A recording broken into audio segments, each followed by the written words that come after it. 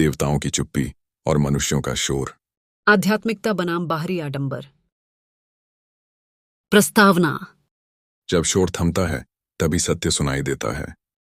आइए इस मौन को काव्य में सुने।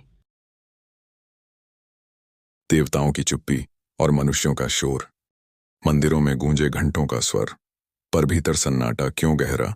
आरती की लौ ऊंची जलती, पर मन का दीपक क्यों ठहरा। देवताओं की चुप्पी कुछ कहती है, क्या सच में तुमने मुझे पुकारा है? या केवल शब्दों का शोर जग समक्ष मिथ्या आडंबर है। भव्यता में खोई है श्रद्धा, जहां भक्ति भी सजावट बन गई। वस्त्रों की विविधता में उलझे हम, विचारों की निर्मलता खो गई। कहीं आडंबर की मोटी परतें, कहीं दिखावे की चादर है। अंतर में ईर्ष्या, बाहर पूजा। यह कैसी विडंबना की गाथा है। कभी ऊंच नीच का भेद रचाया, कभी अंधविश्वास का जाल बुना। ईश्वर को भी बांट दिया हमने, यह मेरा वह तेरा। क्या यही है सही शिक्षा? यह मेरा वह तेरा। क्या यही है सही शिक्षा?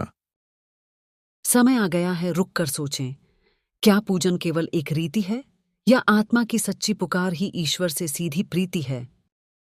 तोड़ दो अब रूढ़ि की दीवारें, जगाओ अंतर्मन की ज्योति, जहां कर्म ही पूजा बन जाए और सत्य ही हो सर्वोत्तम प्रीति, और सत्य ही हो सर्वोत्तम प्रीति।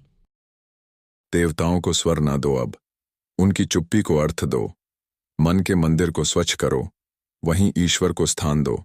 और आडंबर रहित पूजा अपनाओ, और आडंबर रहित पूजा अपनाओ। समापन संदेश। मौन की इस यात्रा में यदि आपने भी अपने भीतर कोई स्वर सुना हो, तो यही इस काव्य की सार्थकता है। यदि यह भाव आपको स्पर्श कर गया हो तो इसे लाइक कर अपनी सराहना दें। अपने प्रियजनों संग साझा करें, और यदि अभी तक साथ नहीं जुड़े हैं तो सब्सक्राइब कर इस शब्द यात्रा का हिस्सा बने।